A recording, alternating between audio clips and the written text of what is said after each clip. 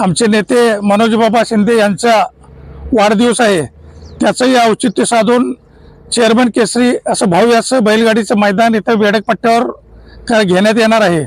हे मैदान शासनाच्या नियमाचं काटेकोर पालन करून करण्यात येईल।